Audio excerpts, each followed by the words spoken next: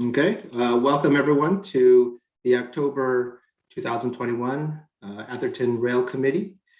Can we have the roll call, please? Sure. Chair Kay? Here. Vice Chair Molbeck? Here. Jack Ringham? Jack's not here. Greg Conlon? Here. Paul Jones? I got a hand wave, so I'll take that as an affirmative. Jim Jans? Yes. And James Massey? Sure. All right. Is our liaison joining us today, or? I do not know. I sent him a note. I didn't get a response back. So our Who's that? liaison is not with us yet. Michael Empress. Well, he had big news today, so I doubt it. Okay. Thought we could say goodbye to Mike before he left, but well, maybe he'll join us later. We'll see. So let me open it up to item 2, public comments. Are there any public comments? Seeing none. Robert, you don't, oh, I see something in the chat. I don't see anything in the chat. Let me just check real quick. I don't have anything via email either. Okay. And I do know that we have one member, at least one member from the public on the line. So Yeah. Who's asked for closed captioning, but I'm not sure you can enable that after you start a meeting or not. I think he can enable it himself from the bottom of his screen, can Yeah, I'm not that Zoom savvy to know, but I'm gonna say I don't. you can turn it off, I know. If you've got it, it seems like you ought to be able to turn it on. okay. Okay, so why don't we move on since there's no public comment? Next item is item 3, approval of minutes. The minutes have been submitted and given you all a chance to review. Are there any corrections or comments? Seeing none, do I have a motion? So moved. Do I have a second? Second. A second. Okay. All in favor? Aye. Any opposed or abstentions? The minutes have been passed as submitted. Great. No presentations, so moving on to our regular agenda. 5A, resolution establishing governing town committees. Robert. Yeah, I'll give a brief update. So at the last council meeting, the city council had for their consideration a couple of revisions to the resolution governing town committees. That included one item related to the rail committee and another related to the potential merger of the bicycle and pedestrian committee with the transportation committee. The council took an action to reduce the membership of the rail committee down to a total of 7 members, which is what we currently have. I'm going to apologize. Somebody decided to print something in here.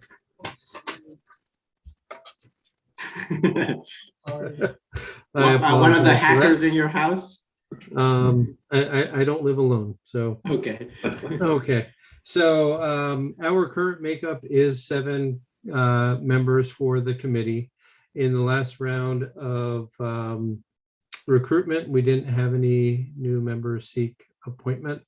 And so for the sake of management and an easier quorum, the council decided to reduce the membership down to where we are at 7. It provides us with an odd number that allows for any voting, and the consolidation was by attrition. So that's the only change that they made to the rail committee.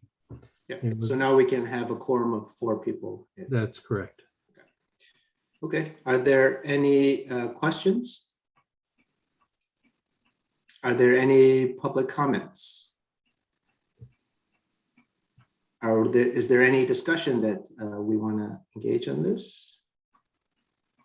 If not, we can move on to the next item. That would be 5B. All right. Go ahead. Oh, Atherton Caltrain station closure update. Yeah, so there have been a few updates since our last meeting.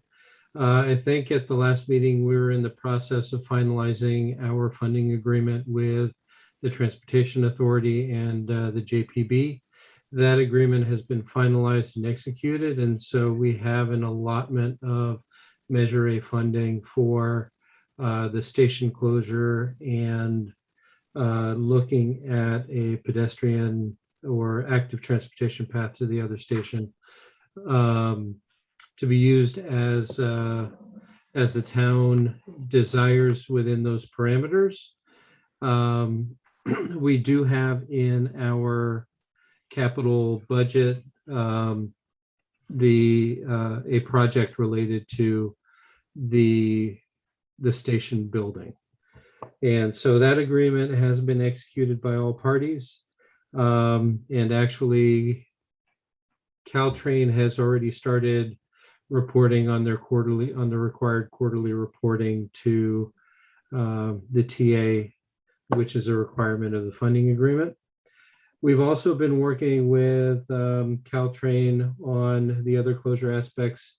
The physical improvements near the station have been completed, I think most of which were completed prior to the last meeting, which included the safety fencing along the rail corridor, as well as the removal of the platform. But the biggest items to talk about are actually related to progress on the Watkins Avenue crossing safety improvements.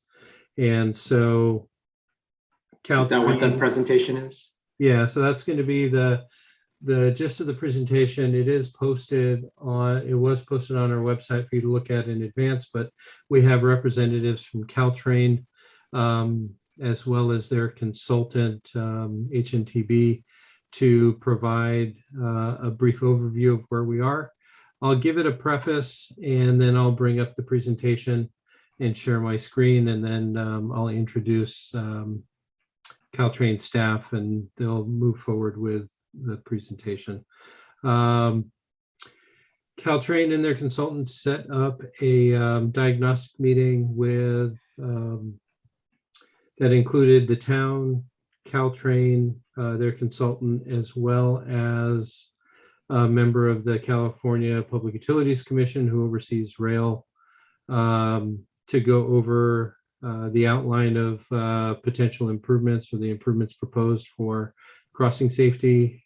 They were able to get some feedback from the CPUC representative, which allowed them to move forward with completing the 35% design. And so that's actually going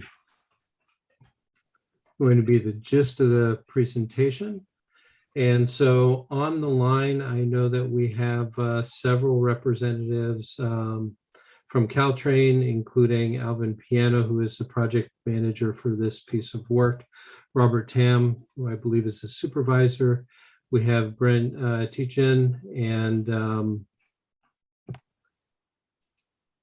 So Caltrain, and then go ahead. Oh, I was just going to ask, the 35% was so that they could proceed, or they've completed the 35%? Oh, they've completed the 35% design, which basically shows the layout of most of the proposed improvements. It's currently under review by the town as well as Caltrain staff. And then we have David Loftus from HNTB, who is Caltrain's consultant, and I believe he's going to be giving the presentation. Okay. When is the next major checkpoint? Is it at a 90% plan stage or 75% plan? Well, why don't we go through what we have, Okay. and then we can talk about the schedule. Sounds good. Okay.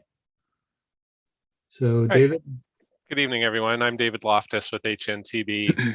As Robert said in his introduction, we're a consultant hired by the JPB to work on the design and the construction documents for the Watkins Avenue grade crossing safety improvements project.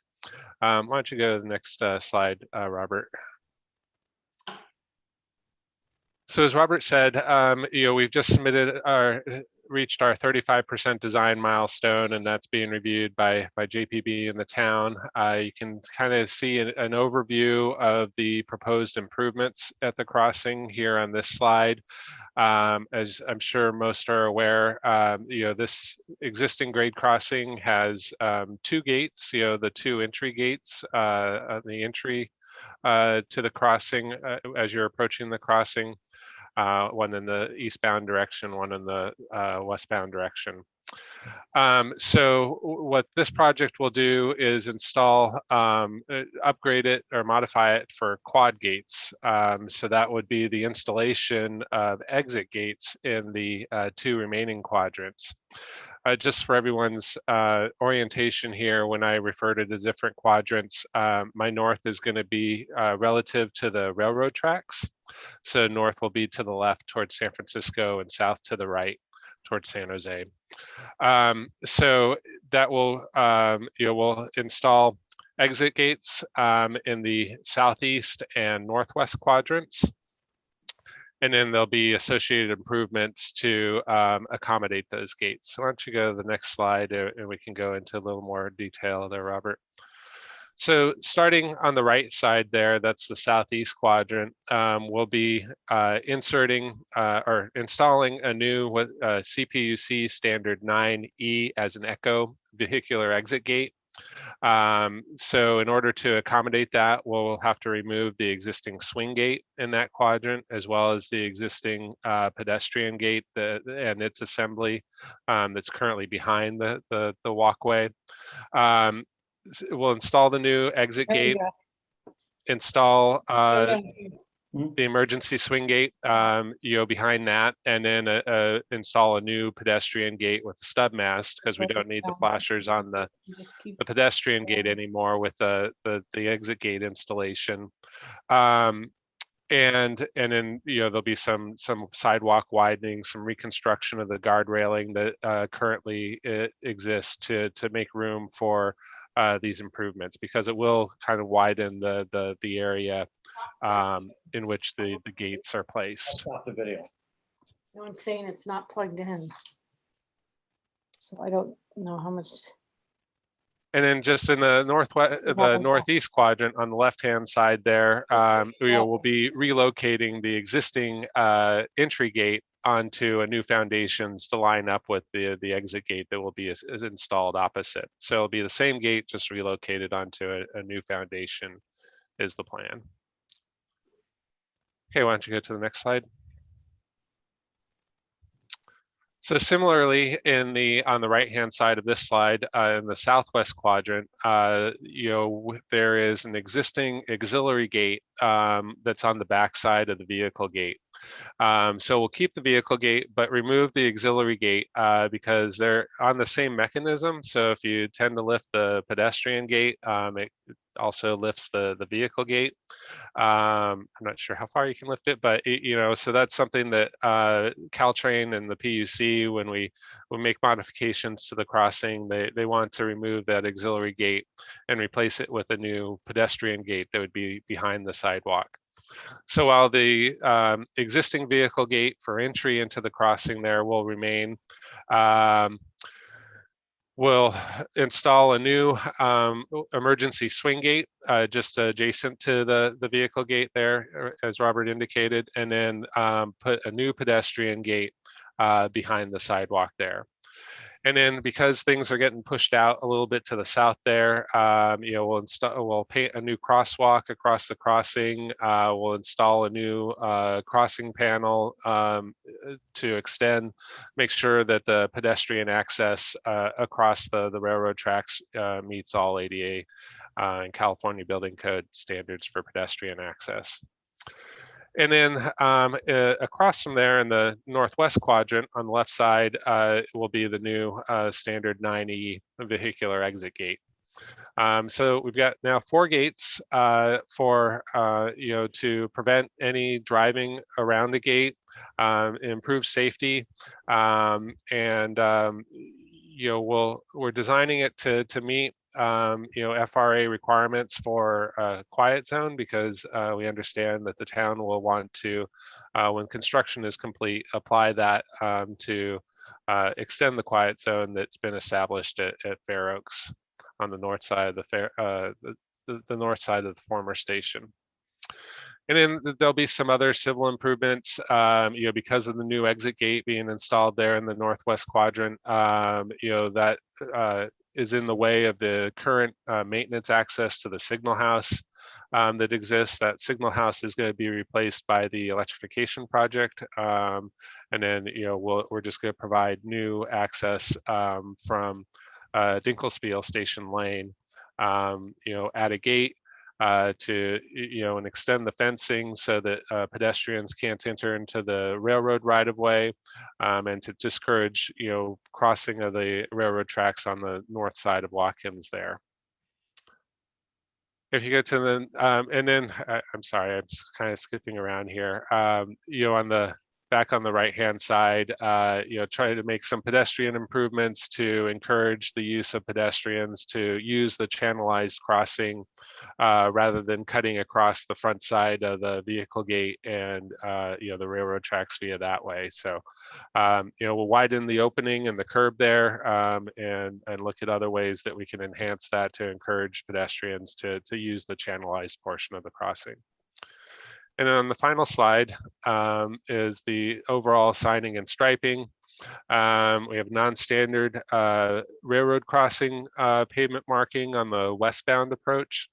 So we'll replace that with a standard marking, add the signing that's required for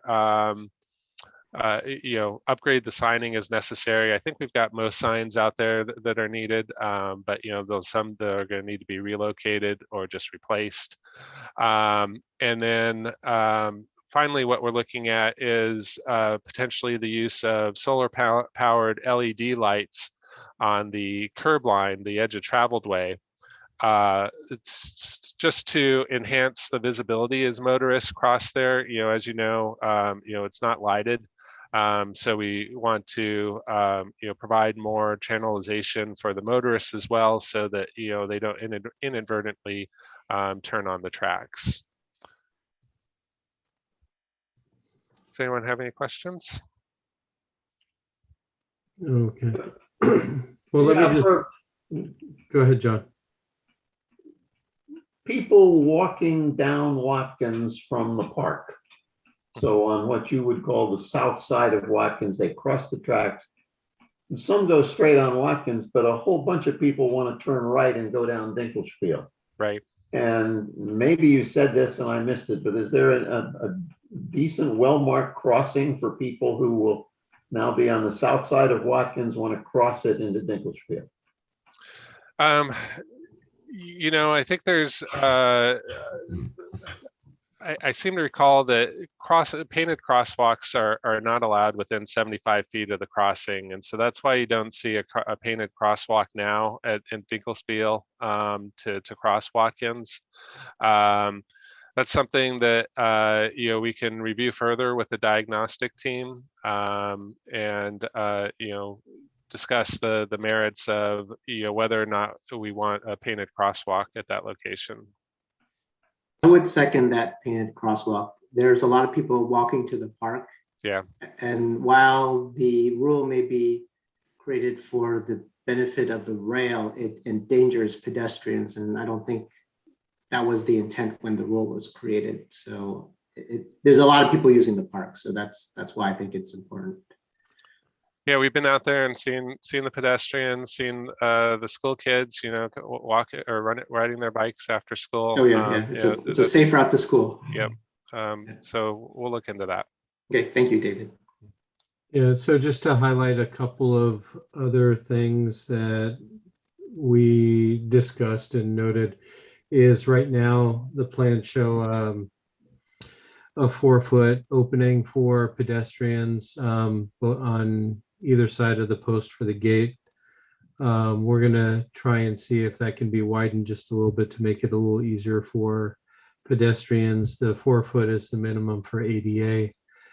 In addition to the comment received on the crosswalk, there's an opening in the curb on the Watkins, on the south side of Watkins. And so some adjustment to widen that or make it a little more inviting to encourage folks to come across in advance of the crossing as well.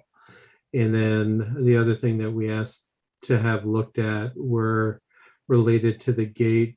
The standard size or standard height for the double swing gates for Caltrain is 8 feet, but the current fencing right now out there is about 4 feet tall. So it would be a little odd to have an 8-foot gate with a 4-foot fence on the side. And though there's though the plans show installation of a pedestrian barricade to encourage folks to walk across and use the proper pedestrian crossing, we'll be wanting to look at that for site visibility, making sure that that doesn't impede visibility of vehicles or pedestrians on Station Lane as the vehicles are coming up and over. Yeah, if the thing about that gate, the 8-foot gate, if hopefully it'll be as a kind of a see-through gate like there is now, because if it's opaque, it will become a blind corner. When people turn, they may not see the pedestrians, and if they turn too wide, they may end up hitting bicyclists or pedestrians. So if it can be made, just kind of a wire gate where you can see through it, that would be best.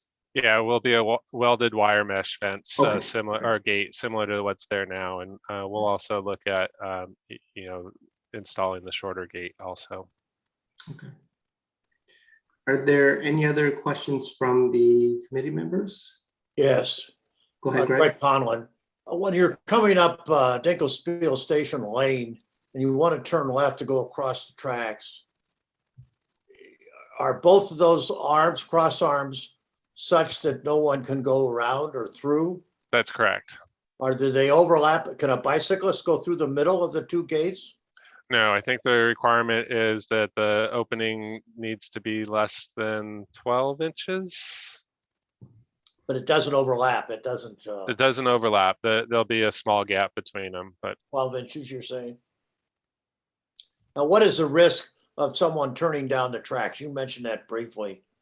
And I think there was an incident up at 16th Avenue of somebody doing that. But since 16th Avenue didn't have a quad gate, but they just, instead of turning right into 16th Avenue, they turned into the tracks and went down the tracks. right. And so that's why we're looking at the pavement markers or the lighted pavement markers along the edge of the traveled way, because we've got this parallel road that's adjacent to it. Someone may be looking to turn on that road. We want to highlight that the roadway continues across the tracks, and try to put in measures so that people don't inadvertently turn onto them. But if they're coming from the middle field and they want to turn right on Dinkelspiel, are they able to do that? Yes, they'll still be able to do that when the gates are up. When the gates are up. When there's no train crossing. But when there's a gate, a train crossing and the gates are down, Then they'll need to wait for the trains to pass before they can continue across the tracks. well, can someone going east on Watkins before the tracks, can they turn left on the Dinkelspiel while the tracks are down? Yes, as long as there's the room. If there's cars waiting that back up beyond the intersection, then they'll have to wait. But yes, if there's no cars waiting or only a vehicle or two, then they should be able to turn left onto Dinkelspiel without any problem. But what is the worst case risk for a vehicle? Turning on the tracks is certainly a risk, as well as, we don't want tracks or vehicles on the west side in particular stopping. Driveways are a concern, with, for whatever reason, a vehicle turning left, were to block traffic, just any sort of, traffic blockage that, backs up cars across the crossing, it would be a risk. So if you had an event in the park and people were going down Watkins. and were backed up at the entry label to the park, all the way to the gates, probably be 20 or 30 cars. Could they get stalled on the track? That would be a possibility if they were to extend that far. We'd certainly want people, and I think we could also add some pavement markings across the tracks, that say keep clear, just so you don't have people waiting on the tracks, in that sort of scenario. Are you going to put the dividers in like you have it on Ravenswood? Were you protecting, let's see, what street is that? No, it's not Laurel. It's the street that goes along by the tracks where the person got killed when she got stalled there in the middle. Encino? Well, it's not. Is it Encino or? No, it parallels the tracks right there by Alma the Street. library. Alma Street. Alma Street? Is it? Yeah, Yeah, Alma. it's Alma. It's Alma. That's what it is. So I see. So like you can't turn from Ravenswood left onto Alma. right, those kind of dividers. They're Yeah. about 2.5 feet, 3 feet high. They're about 12 inches apart. Would But you have those on Watkins from the tracks going towards the park for 100 yards or so?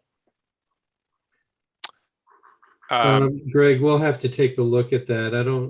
I think you're talking about putting delineators down the middle. I'm not quite sure. Well, it would prevent people from making a U-turn to get around if they got stuck behind a train. That's probably. well, I think that problem could happen right now if it's a concern. We could. I mean, it's not the quad gates wouldn't change anything for that type of situation. If that's a problem, then it would already be a problem, right? Well, I'm just trying to think of the worst case scenario in Illinois where 5 people got killed, but they didn't have quad gates, but the sun blocked the driver's view and he drove right on the tracks. But you got quad gates. It's not, that prevents that. Yeah. And in Illinois, they put quad gates on every intersection for 300 miles because of that accident. But I don't think, but the quad gates would prevent that, if I understand right. That there's no way somebody could get blinded with the sun and not see the gates being down. He'd run into them. Yeah, they would run into it on all sides. But Yeah. Go ahead, John.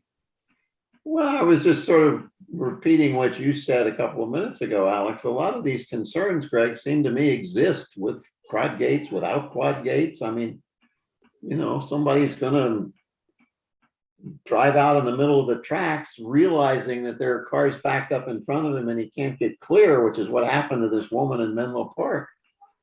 I mean, sooner or later, I suppose somebody's going to do that. Although, it's never happened at Fair Oaks Lane in the 40 years I've been here. Yeah, and the woman in Menlo Park was on her cell phone at the same time. She wasn't Well, I mean, paying attention to her driving situation. I mean, there are people in this world who do profoundly stupid things, and you Yeah, can't but prevent them they all. deserve the result that they get. Well, I wouldn't go that far, but the penalty for stupidity shouldn't be death, but there's nothing you can do to prevent it. Exactly, John, that's my point. David, just wondering if there'll be solenoids so that the gate doesn't inadvertently close on someone who hasn't quite gone through the exit gate yet. Yeah, Yeah, what so- happens there? If they get stalled on the tracks, and the gates come down, what do the gates do? So typically you have induction loops that are in the pavement to detect vehicles that may be within the crossing that will delay the lowering of the exit gate so that they can still leave the crossing. So we're at the very least we'll have that. There's the potential that maybe we could look that the project could incorporate radar detection for such vehicle detection, but there will be detectors that will, they're in place to detect vehicles that may still be on and delay the lowering of that exit gate so that any vehicles can exit. Yeah, I've seen those induction loops on Fair Oak, so I was wondering if it's also going to be, okay, great. So something will be there. Okay. Are there What any about, other? what's the timing on all this? How fast are you gonna be able to do all this? So our schedule has us with plans ready for issuing for bid, for construction bid in June of next year. And then construction starting in early 2023 and being completed by the, December of 2023. Very good. Good. Well, we got Fair Oaks done. Now we get this one done. We'll have a quiet zone, I guess, all the way from Encinal, huh? Yeah. To Redwood City. Are there any estimates on cost yet, or is it still too early? We're at the 35% design level.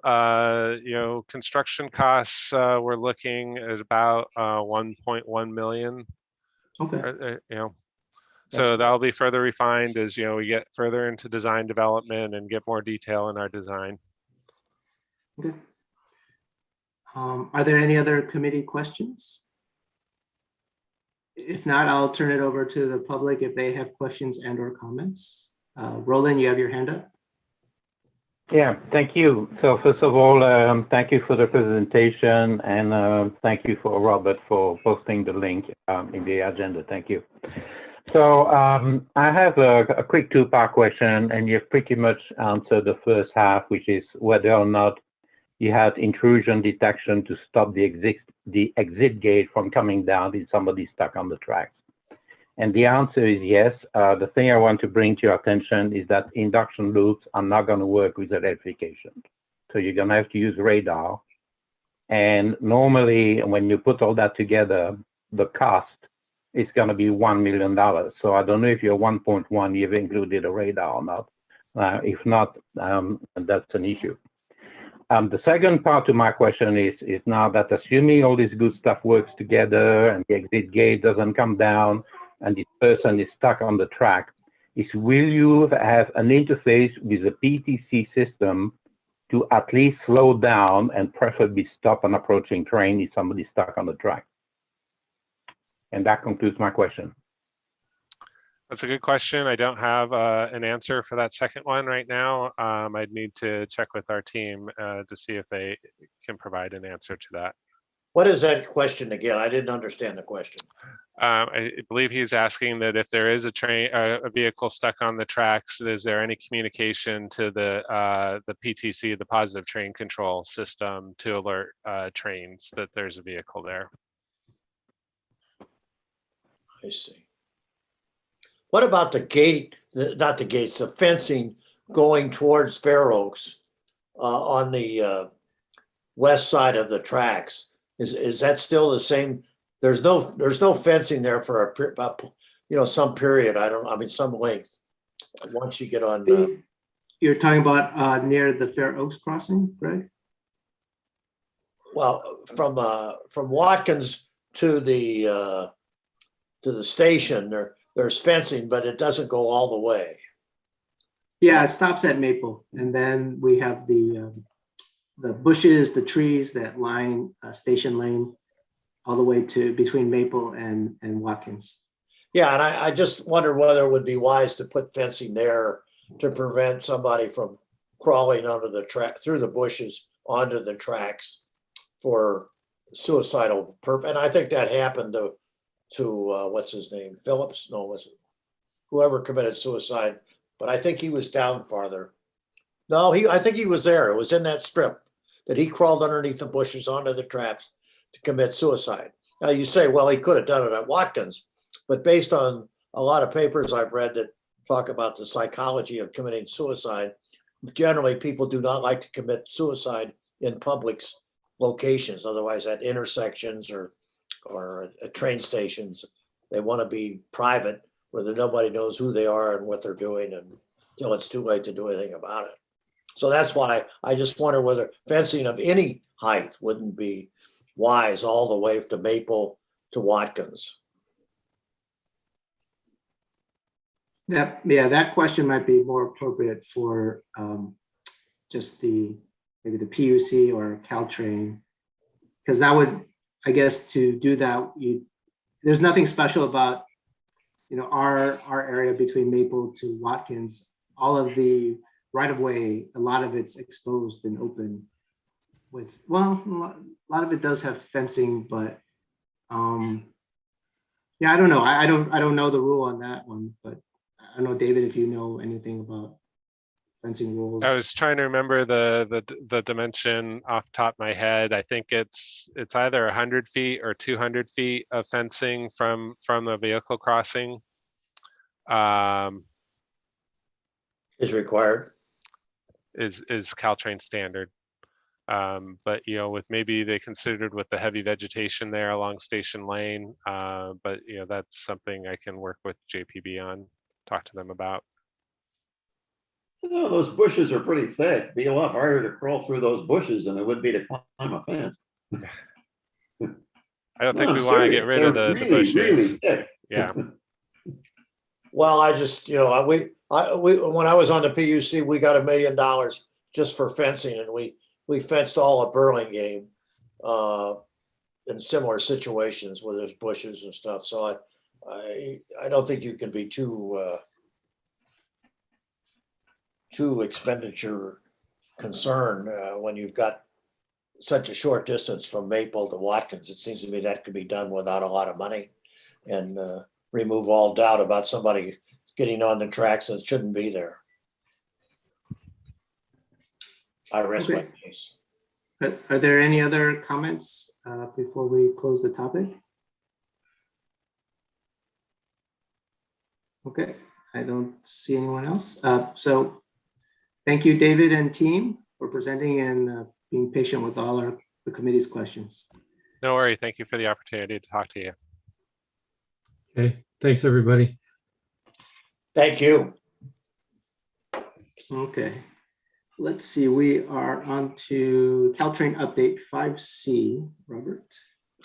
Yeah, so I'm going to give a start, and then I'm going to turn it over to John, who attended a couple of board meetings to give an update on some of their activities.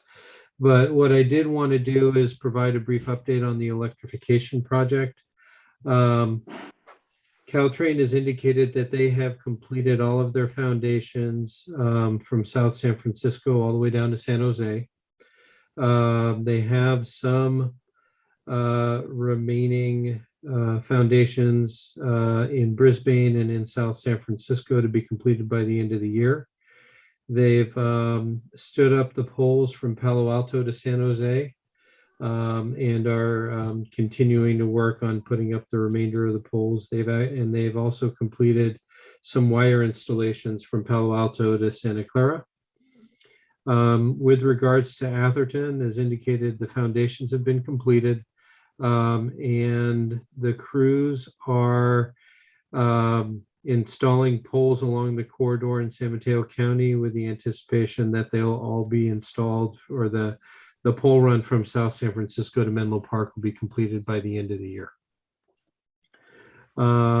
They haven't yet done any of, I'm going to say they've installed some communications conduit and equipment in town, but they haven't done any testing of the communication system yet. That's not planned to be completed until the end of 22. I think, as discussed at the last meeting, there were some issues with regards to communications down in the test sections in San Jose at the crossings. In June, the project announced a delay. I think we talked about this at our last meeting, that they have delayed the overall project completion until Q3 of 2024, mainly due to COVID supply impacts and negotiations and other items with regards to the contractor and the signal system. So that's the update on the electrification project. As you all know, we've had a little bit of discussion as to the efforts going on with regards to governance changes at the JPB. And with that, John, I'll turn it over to you to provide an update on where they are. Okay, I'm going to try to share my screen. Here, let me So turn if you mine could on. unshare the other one. There you go. Do you have a share icon on your screen, John? Otherwise, I can make Yeah, you. no, I'm all set here. I just need to open it up somehow. There we go. Let me see if I can get it Got it. into slideshow. Okay. I have attended 2 meetings of the JPB in the last month. And these have both been special meetings, not their regular monthly meetings. And they've had a series of now 5 and about to be 6 special meetings on Caltrain reorganization. And basically the train's run by 3 counties, San Francisco, Santa Clara, and San Mateo. And San Mateo is more equal than others because they paid up all the money originally to buy the right of way and buy the railroad. And they never got paid back by the other 2 counties.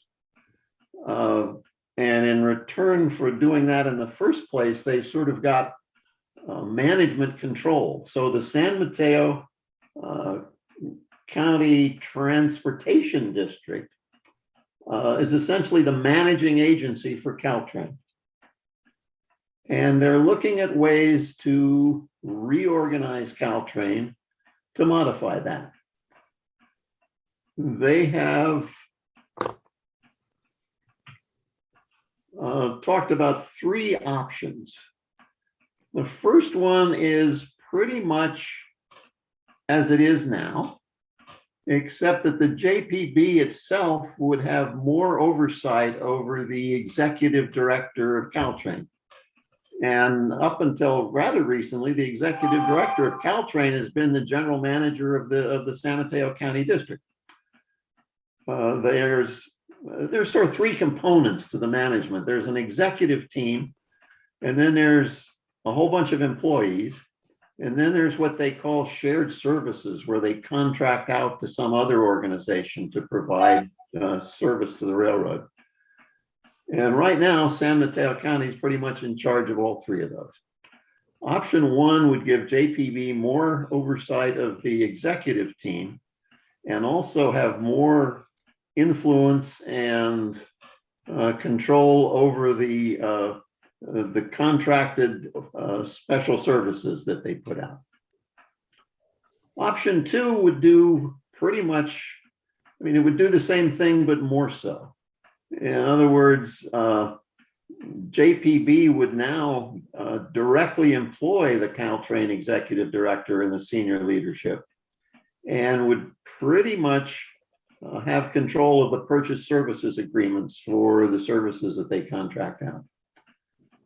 Option 3 is to throw the whole system out and create a separate independent Caltrain agency, either through the reorganization of the Joint Powers Authority or the formation of some special Caltrain district.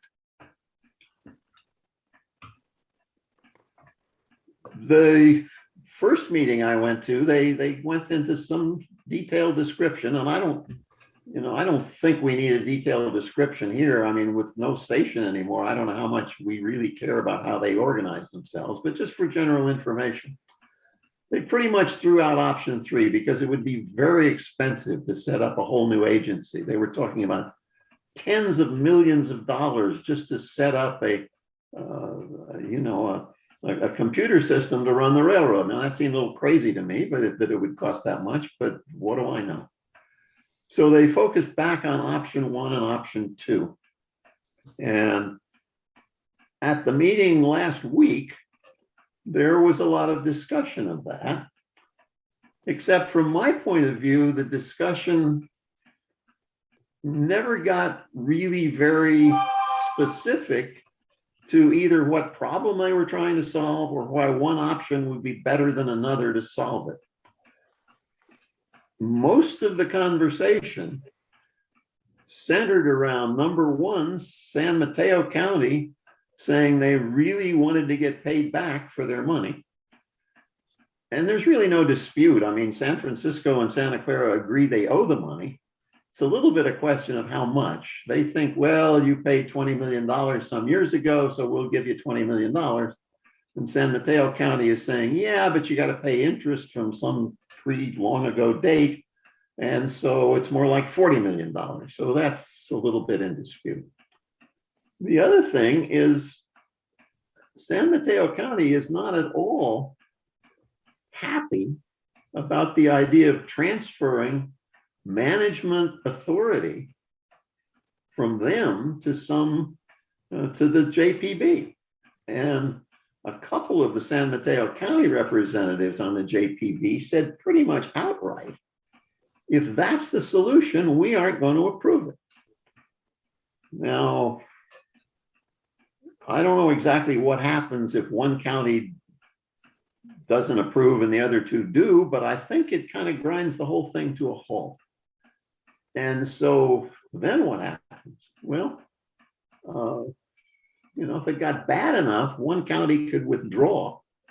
They discussed the fact that, well, if one county withdraws, the other 2 can continue to run it. If 2 counties withdraw, the 3rd one can continue to run it, but they have to run at least, kind of weird, they have to run at least 44 trains a day every day for 7 years. And if they don't do that, Caltrain just sort of goes away. Now, obviously, this is never going to happen, but that was the tenor of the whole discussion of the last meeting. And at the end, there are only 8 of the 9 members present, but 8 of those members essentially threw up their hands and said, we don't have a recommended solution to this problem.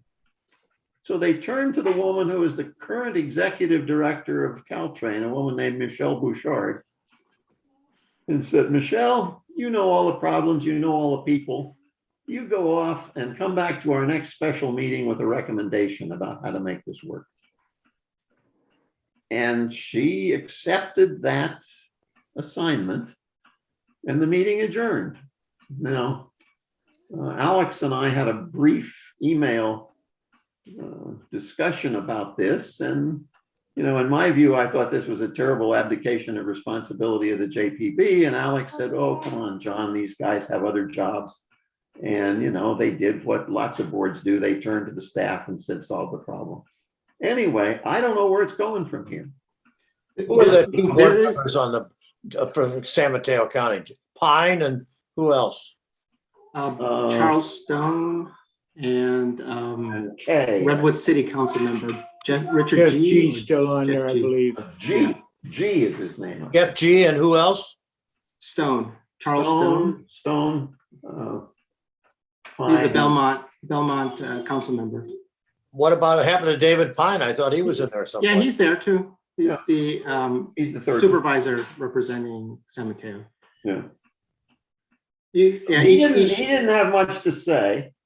Stone was saying, well, I'm just speaking for myself about San Mateo not accepting it if their management is taken away. But G was pretty explicit. Said, we're not likely to agree to do that. And he quoted a whole bunch of contractual obligations that had been written into it in the first place.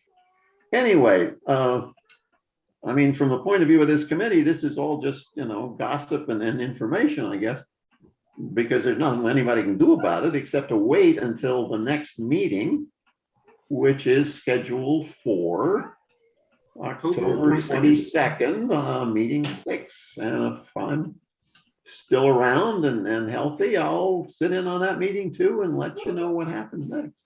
When is it? October 22nd. 22nd. They start at like 9 o'clock in the morning and run until about noon. So let me give you two additional points, maybe of use. I think when they do turn over to Michelle to negotiate individually, it takes it out of the public realm of negotiation, which can introduce additional issues if you have to negotiate publicly versus negotiate privately. Because when you do it privately, you can be a little more honest than having to negotiate out in public. So that may be one reason why they decided to do this, have Michelle go to each transit district. And I think the groups that have to ultimately approve it is not the JPB themselves for this type of document. It would be the transit districts individually. So they would, or some entity representing each county. And those entities would all have to agree if they're going to change one of their foundational documents, such as how much San Mateo County gets paid back for their initial investment in the right of way. I think that might be also playing into it, because the people who have to make that decision aren't necessarily the folks on the JPB. Or at least not all of them. I mean, you're absolutely right, Alex, and sure, if they can do some closed door negotiations through Michelle, that's the right thing to do. But the fact that there was nothing close to a JPB discussion about, how could we thread this needle, as they kept saying. I mean, it was clear that some wanted one thing and some wanted something else, but they're grown-ups, and it seemed to me that they could kind of talk to each other and suggest, well, we could do it this way and maybe bend a little here, but they didn't any of that. So I don't know. I mean, that's them, and I'm not. They didn't hire a consulting firm? Not yet. Because this sounds like a natural, something like, the management consulting firms that Jack worked for and several others would be ideal advisors in something like that. No. So The other thing that came up is if this whole thing just craters, that the legislature, it could step in and take over Caltrain if the current board and counties can't come to some agreement on how to proceed. I don't know how that would get triggered. But I think they would have to pass a law. no, I suppose, yeah. Yeah. But, So let me open it up to any questions before I open up to. Yeah, this is Jim. I've got a couple of comments. Okay. Okay, Go ahead, Jim. basically, first of all, San Mateo deserves to get paid back for this thing. This is something that Malcolm Dudley helped negotiate. There would not be a Caltrain in existence if it was not for the county of San Mateo. Secondly, you need to understand this whole governance thing is part of a payback to get San Francisco and San Francisco County and San Jose County to support the Caltrain tax that was recently passed. Even deeper than that, this is an attempt by the city and county of San Francisco, particularly one supervisor politically, to take over Caltrain. But the trade-off was that they would relook at the governance structure to reduce San Mateo's involvement without having to pay any money in order to get the tax passed. And the tax did pass. And now we're into this impasse of what do we do now, as John has clearly described. yeah. Well, it's clear that none of that tax money can be used to repay San Mateo. That's correct. It could be used to set up some of these new organizational structures, but it can't be used to pay off San Mateo. They made that clear. Right, but San Mateo there's- County deserves to be paid back for the money they advanced 30 years ago to buy the Union Pacific right away and form this railroad. Yeah, and there was no disagreement on that point. Nobody from San Francisco or Santa Clara said they didn't owe the money and shouldn't pay it. Well, they've said that for 30 years and they can never find a way to write a check. Well, okay. They have to find the money soon if they're going to go much further in the process. Is Jack? I have a question. Jim, why don't we let Jim ask his question? John, was there any discussion at either of these JPB meetings that you attended about the concept of a regional governance system that would include perhaps BART, the one, the Capital Corridor group, and so forth? There were only occasional references to it. This Michel Bouchard said on 2 or 3 occasions, we really got to get this reorganization plan in place. Otherwise, we won't be in a good position to be part of the upcoming regional discussions. Now, I think that's what you're referring to. I didn't know enough about the upcoming regional discussions to understand the significance of what she was saying. Jim's absolutely right. Link That is the 22. long-term political objectives of the city and county of San Francisco to form a regional transportation thing with obviously them in control since they dominate the 9 Bay Area counties politically anyway. And this is the first step. Well, I don't know about that, but there ought to be some benefits to coordination and central management of all the various transit agencies in the area anyway. It's not, we're not unusual in being bifurcated and balkanized like we are. I mean, even places that you consider to be advanced on those policies, like Europe, if you go to Paris, you'll find that they still have, at least last time I was there, it's been a few years, but they've got a half a dozen transit organizations on the various subways and rail lines and commuter rails and so forth, just coming in and out of Paris. So it's not unusual to be divided like this, but as the region grows and becomes more interconnected, it would be logical and I think ultimately beneficial, reduce costs and provide better service if there was more overall coordination. After we get paid back. Yeah, we definitely ought to get paid. San Mateo County ought to get paid back, and they ought to be able to find the money. But it seems to be setting up a whole new structure just for Caltrain, like an independent authority, and spending $50 million if that's what it took. It was more than that. Move into a discussion with a regional organization that just doesn't make any sense. Right. Well, I just can't believe that they haven't gone out for an RFP for 3 consulting firms to hire to figure out the answer. I mean, there's people that spend their entire lives doing this kind of stuff. They just don't do it as a part-time job. If I could provide a possible reason, is the problem may be a political one and not a cost one. Because if it was a cost issue, they just keep the same structure. But if it was a political control issue, they already know the answer because all the people on the JPB are politicians. That's their expertise. And they don't need a consultant to tell them that. So I think they already know what they want.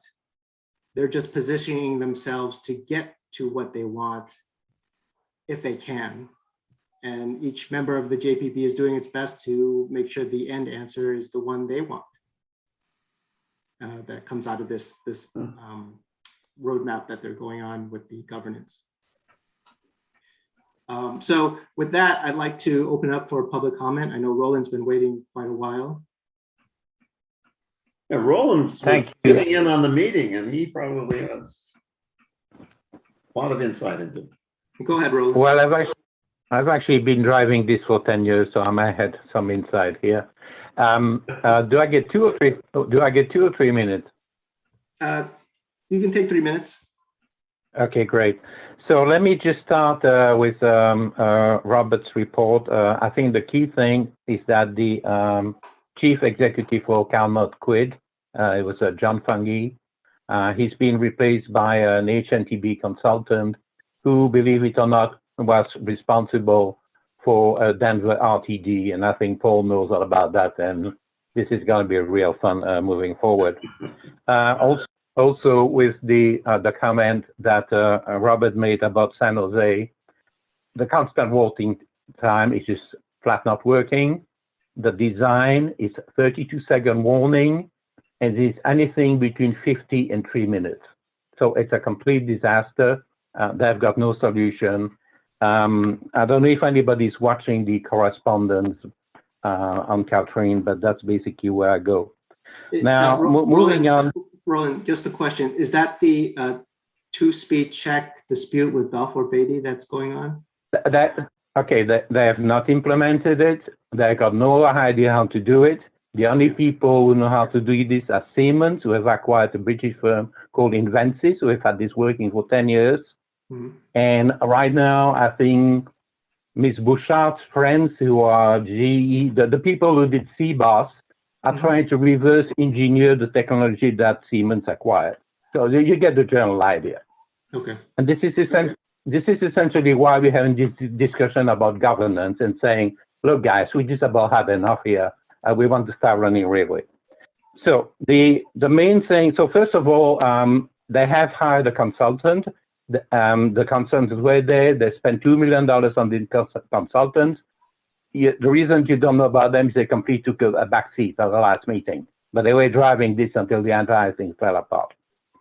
Now, the real problem with the options is option 2, which is the correct option. I've been advocating for pretty much 10 years now, and it's actually in the 1996 agreement, is they're stuck with the idea that Samtrans is going to be a managing agency. It doesn't have to. It's very simple. You just switch to a different managing agency, which, as Jim said, is exactly what the Capital Corridor have been doing since 1996. Every 5 years, they renew a contract with BART, and it's just wonderful. Everybody's really happy, and that needs to happen. Now, the meeting on the 22nd is 2 things. Now, all of you have said, until San Mateo gets its money back, nothing's going to happen. That will be resolved on the 22nd with a resolution going to the board in November with actual dollar amounts and where the money is going to coming from. If there is no agreement on that, then the entire thing is just going to blow up. So that's the first thing is going to be resolved.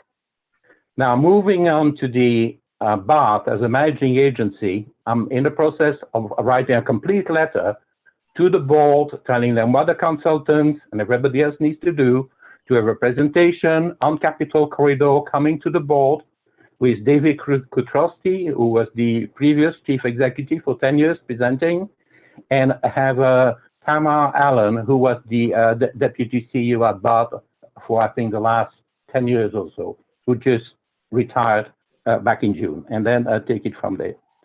Now, wrapping up here, if one county withdraws, no problems. 2 counties withdraw, which is probably what San Francisco and San Jose would do, the JPB falls apart. At that point, that's when the state intervenes and attempts to continue running the operation. The last comment I'd like to make is that if they don't come to an agreement, the agreement that is signed to put RR on the ballot limits RR expenditures to 40% of revenues until they come to an agreement. And I think I've covered everything. Thank you. And hopefully I did in 3 minutes. Thank you, Roland. Are there any more comments on this topic? We kind of invaded the question time with comments. Yeah, I got one comment. I still feel strongly that they should have a consulting firm involved, and I will be at that meeting on the 22nd and express myself. And I will also contact a couple firms to see if they agree with me that it's in their bailiwick, because they do it for a full-time job for their entire careers. Okay.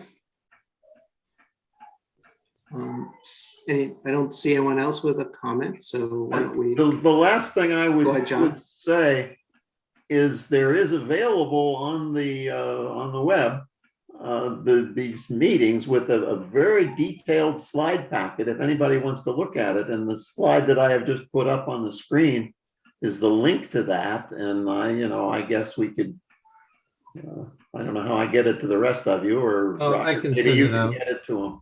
Yeah, The second Billy. link is the San Mateo Daily Journal article from a week or so ago. It was quite good. Yeah, John, if you forward that to me, I can get it out to the committee. I also want to include your slide deck in the minutes of the meeting as well. Okay, I will do all that. Okay, why don't we move on to 5D, the high-speed rail update. Okay, this is a short update. The High-Speed Rail Authority, as you know, they're still addressing comments related to the EIR and EIS. We discussed last meeting that they had an adjustment related to the Millbrae Station and some endangered species, and they opened up an additional comment period related to that. The High-Speed Rail Authority just released their 2021 sustainability report, and they last month approved the EIR, EIS for the line between Bakersfield and Palmdale. Other than that, I don't have an update for activities in this area, and looks like you have a public comment. Okay, let me first turn to questions from the committee, then we can go to public comment. So Jim, you had your hand up? I just want to throw out one comment relating to high-speed rail. You should be aware that there is a court hearing coming up on the litigation that includes the town of Atherton as one of the plaintiffs, along with the Community Coalition on High-Speed Rail, TransDef, a couple of individuals. It's an appeal, and I'm looking for, I had it here.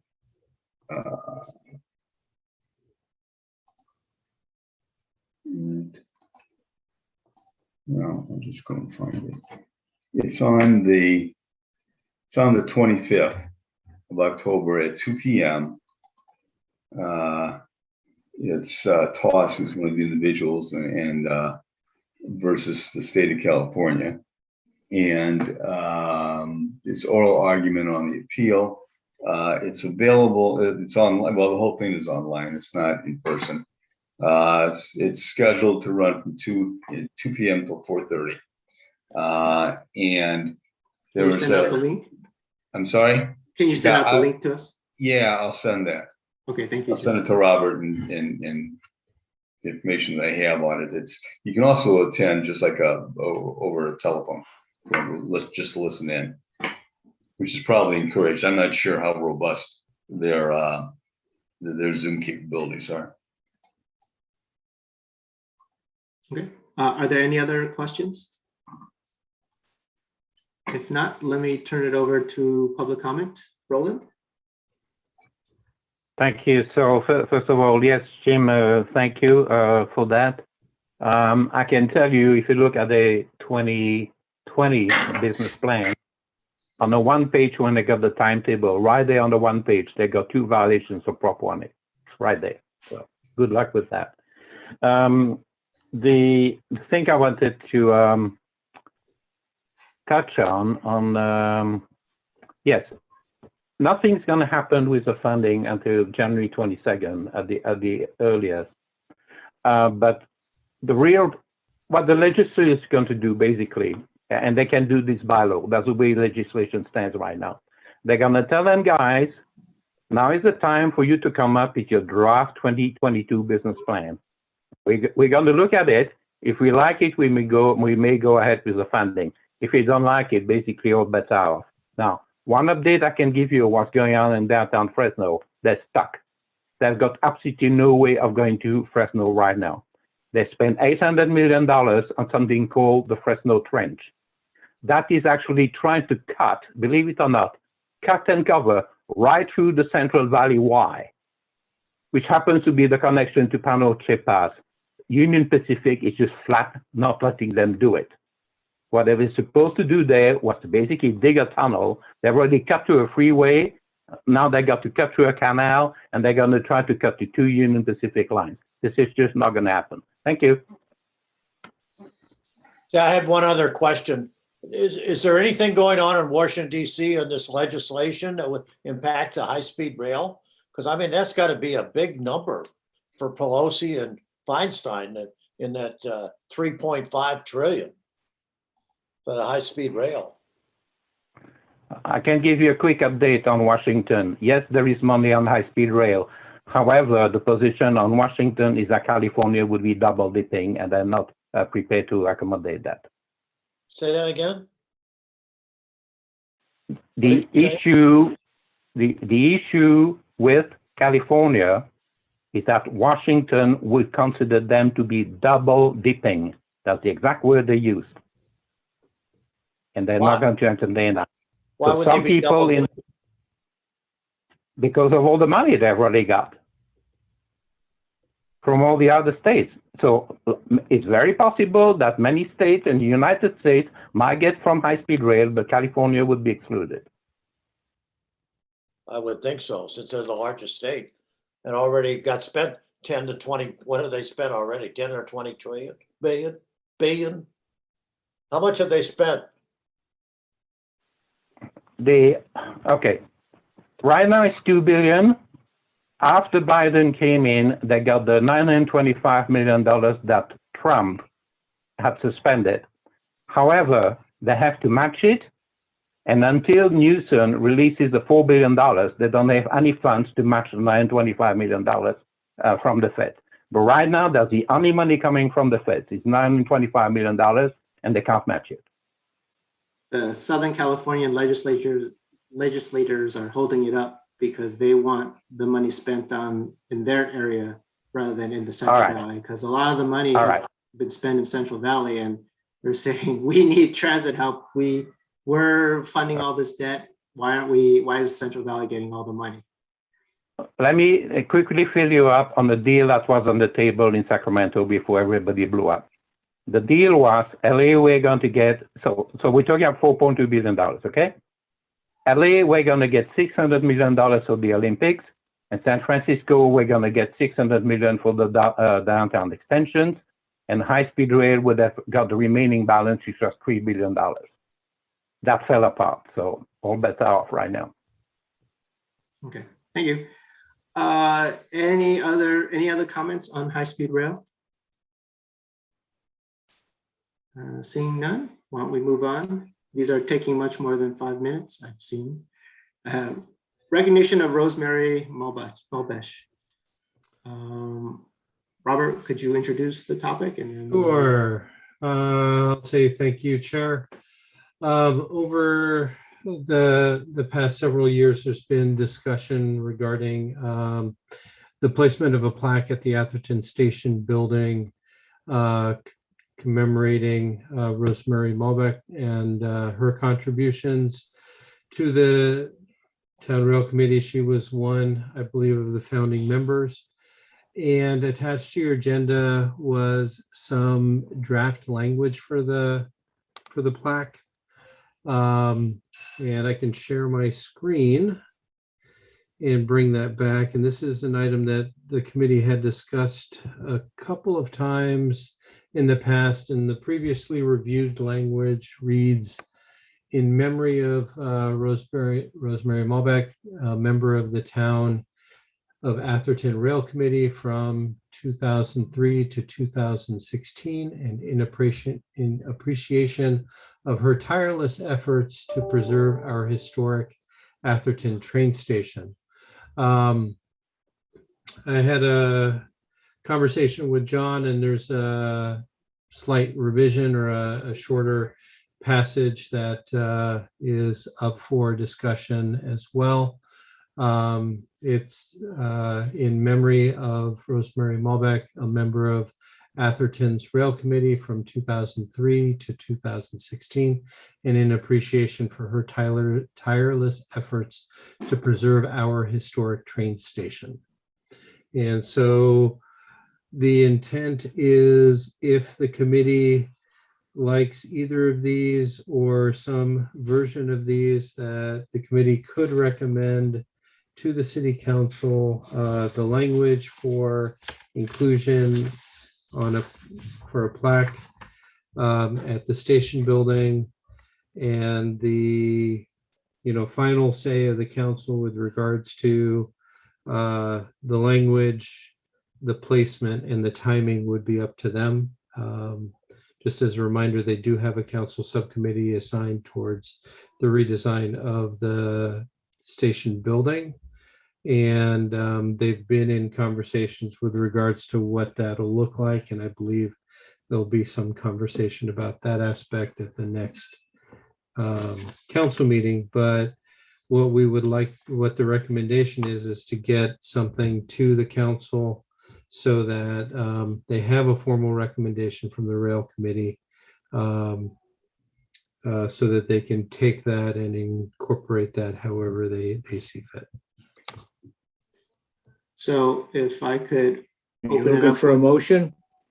well, there's two proposals on the table. Is that correct? Or, These are like I said, there's previously reviewed language is the upper one. There's alternate language that is proposed, and we can either take either one as it is or modified however the committee wants to make that recommendation. Can I make one suggestion in the shorter version? That we just change the word OUR to Atherton. Her tireless efforts to preserve Atherton's historic train station. So it's clear what it is, what train station we're talking about.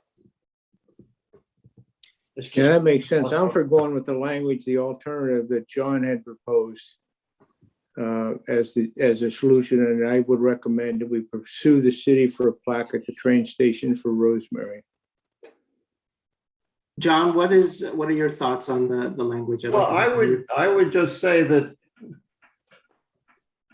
I think the suggestion for most of the alternate language didn't come from me. It came from Jack Ringham, who made the observation that if the statement was shortened a little bit, it might be able to be in slightly bigger letters. And I thought that was a reasonable suggestion. And so I looked at it, and the alternate language was a slight modification of what Jack has said, and I'm perfectly happy with it. But I think Greg's comment is a good one. Maybe it probably should be to preserve Atherton's historic train station. Okay. I'm comfortable with the alternate language. Okay.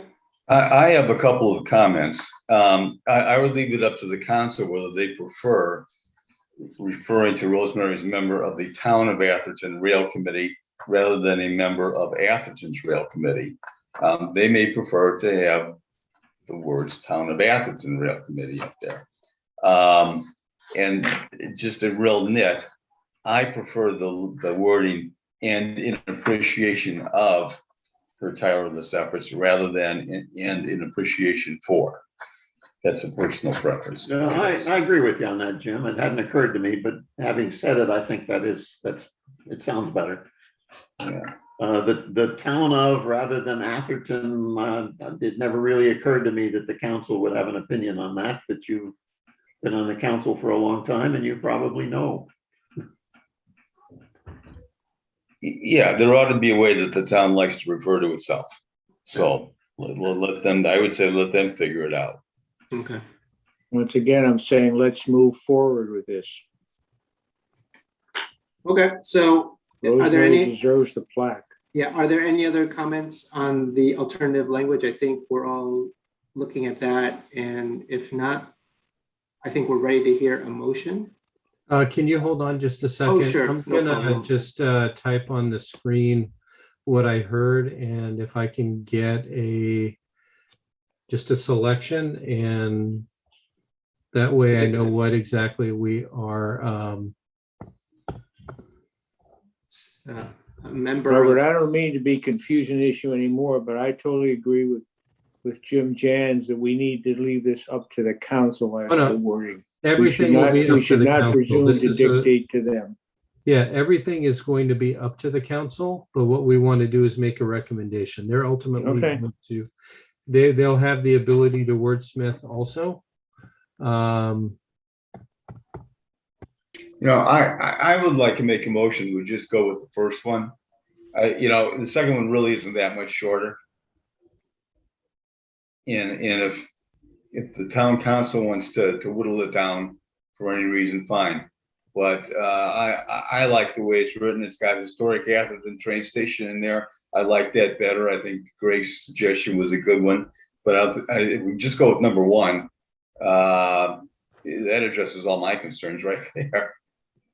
Yeah, actually, I think we did reverse everything out from the town of, and then the Atherton part. Yeah, it does seem like that.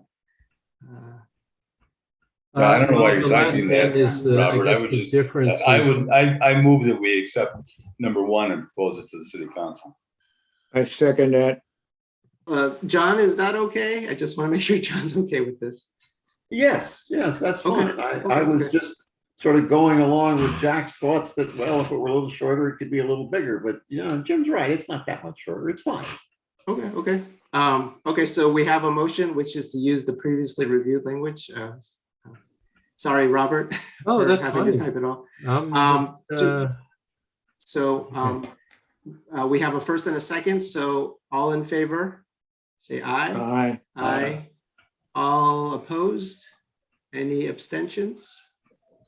Okay, the motion passes. We will use the previously reviewed language as the proposal to council. Okay. Well, Okay, thank you. Alex or Robert, let me say, as not as a committee member, but on a purely personal note, I really appreciate this. It makes me feel good. Well, Rosemary was a long time member, even before I joined the committee. So I know she's been a great contributor to it, and a lot of her efforts making sure that the historic town center, historic train station stayed around were very important, especially because it actually got Caltrain to do some work to actually improve it right before they closed it. But they still improved it. Yeah, no, it was very important to her. Yeah. Okay, so let's move on to another esteemed member, Malcolm Dudley. Okay, so I'm going to give a brief intro and then I'll turn it over again to John. Following the last meeting, we had where we had initiated discussion on this item. There was a suggestion that a couple members of the subcommittee go ahead and try and meet with the council to discuss some potential mechanisms for recognition. There was a meeting set up, and I believe that John and Paul met at least with Councilmember DeGolia with regards to the item, and I'll allow John to provide an update on the conversation. And I guess there was at least one follow-up discussion at the last council meeting. And so I'll let John go ahead and provide the update. Yeah, Paul and I met with Rick. Diana, who's the other member of that subcommittee, was supposed to join us, but couldn't at the last minute. And it was kind of a discussion of a few different ideas. One of them was to sort of rename the station the Malcolm Dudley Station.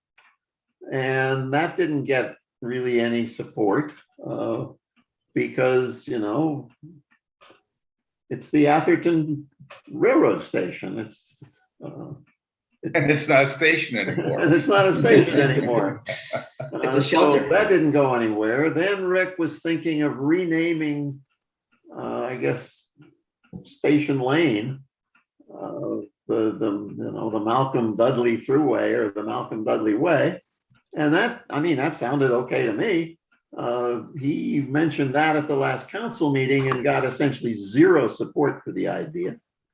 They're waiting for the $5 million donation. They're waiting for the $5 million donation. Yeah. So anyway, so what really came out of, I think, was that he's working with, I guess, Marion Oster in what will be sort of a historical room somewhere in either the old town hall or affiliated with the library or wherever it goes, is to have a sort of a Malcolm Dudley display with, some descriptions of his involvement and some pictures and some documents. And that was the way the conversation was going, at least over the coffee table that Paul and I were at. Paul, do you sort of concur that that's what happened? Go ahead, Paul. Do you need to turn on your microphone? Is there any way you can unmute him, Robert? He's unmuted. Oh, I haven't heard his clock this entire time, so no, that was there's mine. something wrong with the sound. I know that. Yeah. Well, he sort of waved. I think he sort of was okay. We then went, if I can have another minute, Go ahead.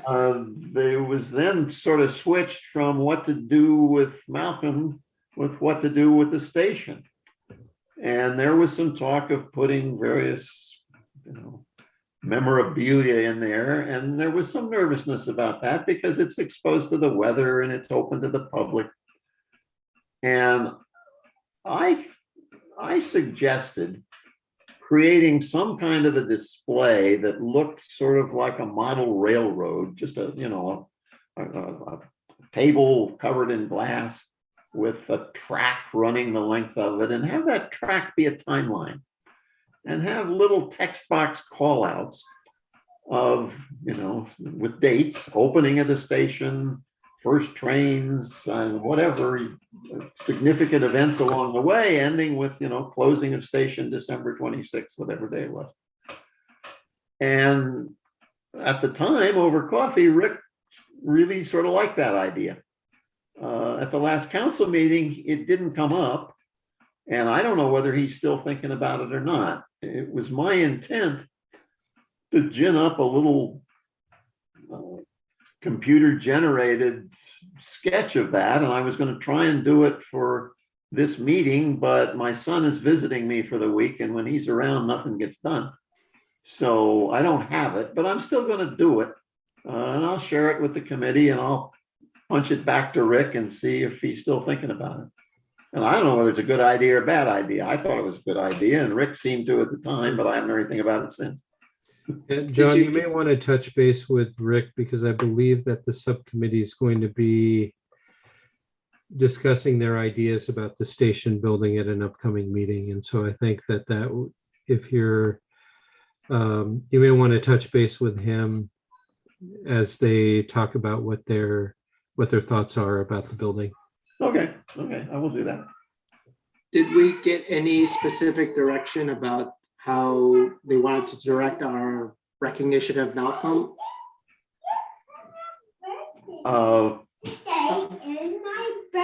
Yes, it is your birthday. Sorry. Happy birthday. I think our role would be to send a couple of sentences or a couple of phrases from the committee to the council that they could incorporate. And they're going to write the whatever recognition statement gets made, but we could put in some stuff specifically related to transportation. He ran away. Sorry. Is there anything they're looking for us to recommend? I'm just trying to figure out if it's just kind of an idea where they're not looking for us to propose an idea because they've already have the ideas they wanted to include and may not include doing anything formally for Malcolm, or they're going to think of it. They don't need our. Well, I don't know that they're specific. I didn't get the impression that they were specifically waiting for anything from us, but I don't think they would, I think they'd appreciate getting it. Okay.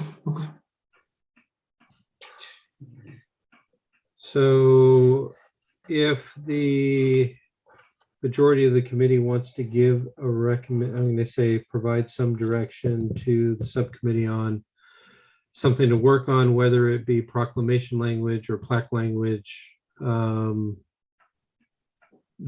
at least there'll be a framework in which to come back to the committee with something.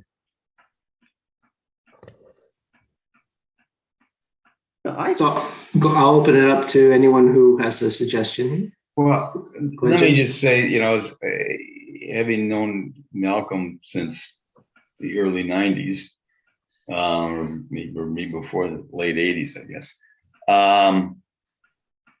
but I have a lot of confidence that the town will do something appropriate to honor all of his contributions. It makes me a little nervous that the one member of the committee who didn't show up at the meeting probably never knew him. And there are other people on the city council that did. But at any rate, Rick knew him, and John, you knew him.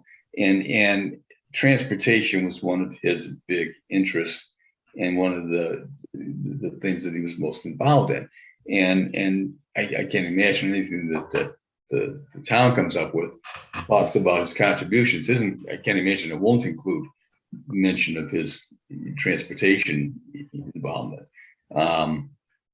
I frankly would think that or maybe we want to make sure that we have some involvement and see what they do. But unless that they come back with something totally off base and forget to mention his transportation goal, I'm not sure that we really need to add anything to what they come up with. I don't know. That's just my feeling. Yeah, I agree with you, Jim. Okay.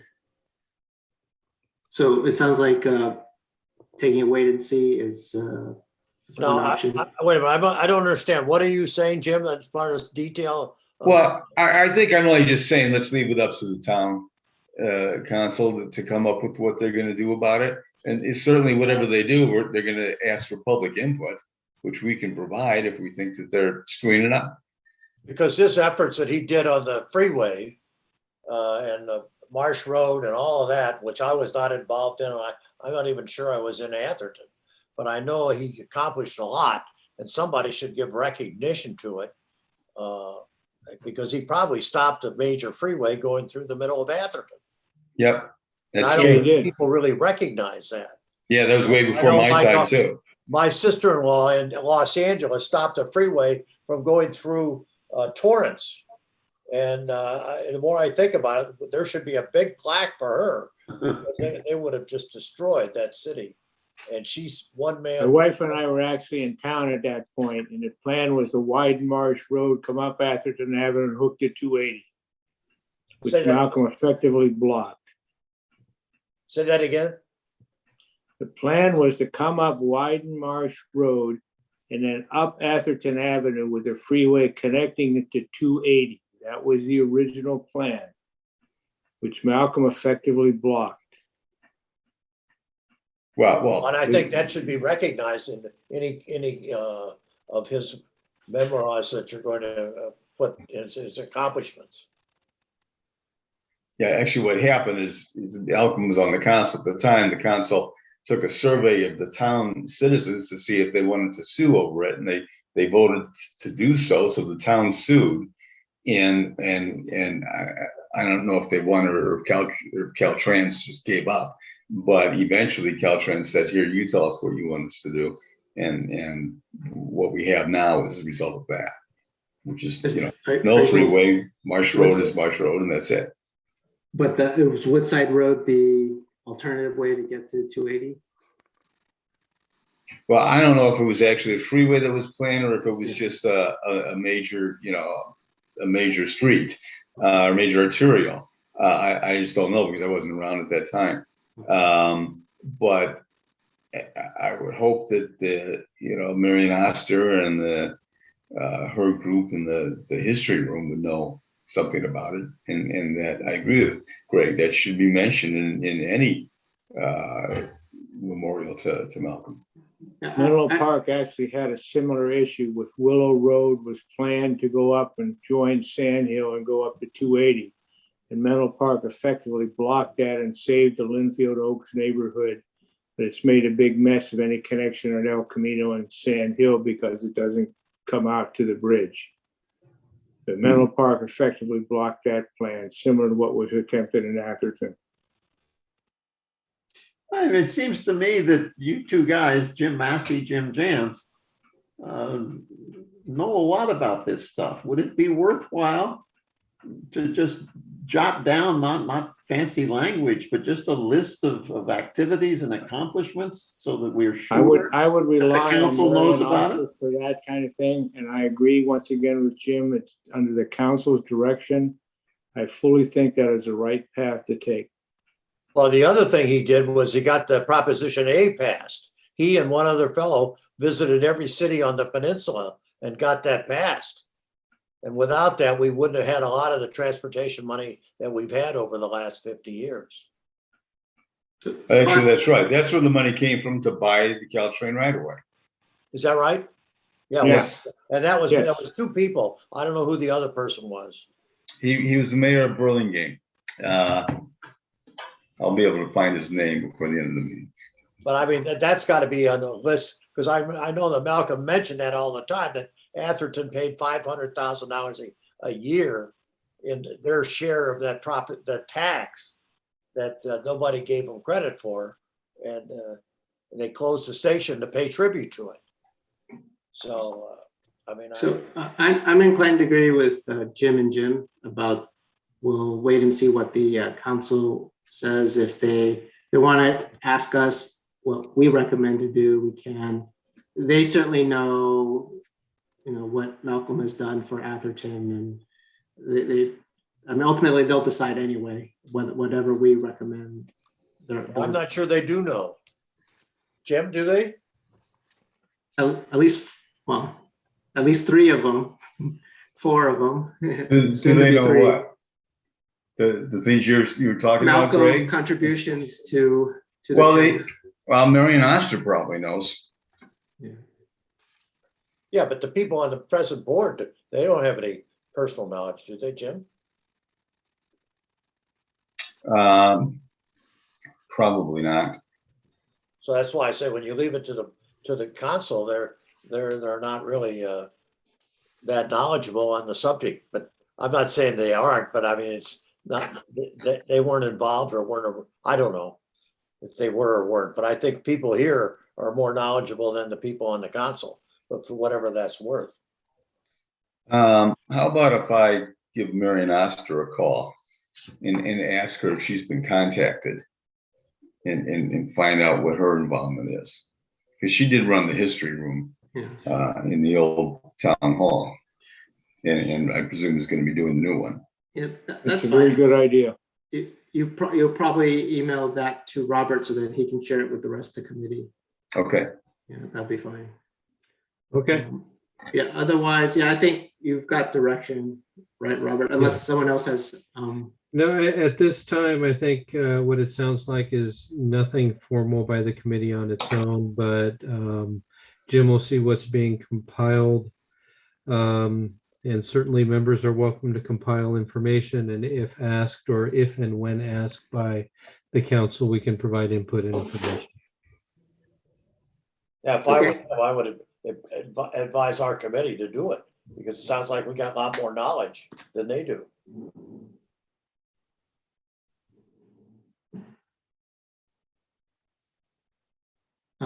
Did you want to join the subcommittee, Greg? Well, I think Jim is certainly the. Jim was suggesting the exact I'm not opposite from opposed. what you're suggesting, Greg, but you're going to put him on the committee.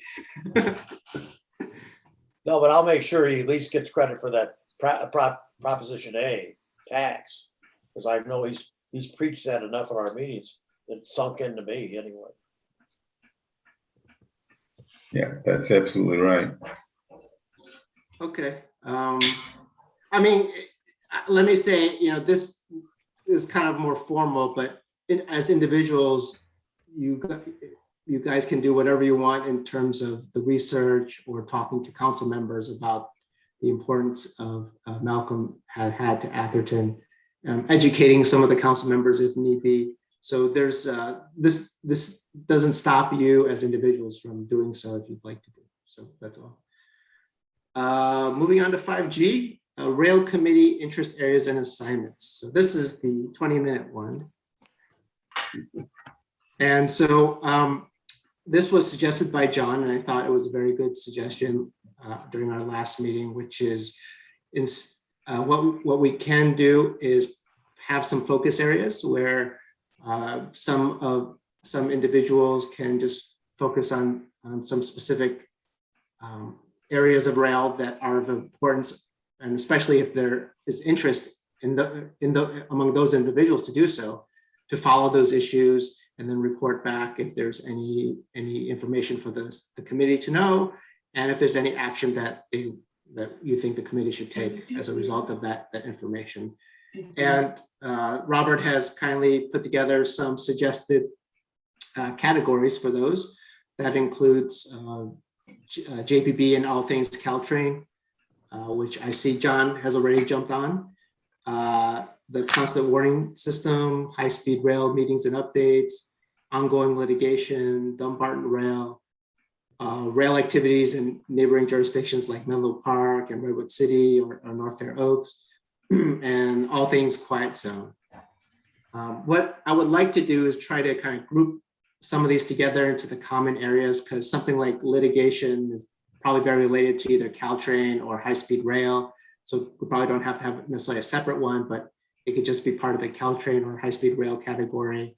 And quiet zone can maybe be grouped with things that our neighboring jurisdictions can do, since there's not always something happening on quiet zone issues. But I was thinking that we could have, we have 2 members per sub area. Maybe we could have 3. And the reason why I'm thinking of 2 is that, be able to trade off on, if one person can go to something, but the other person can't, you'd have at least one person to attend, such as a meeting, as well as having some institutional knowledge in case we lose a member. We'd at least have another member that still had a lot of the knowledge in that focus area.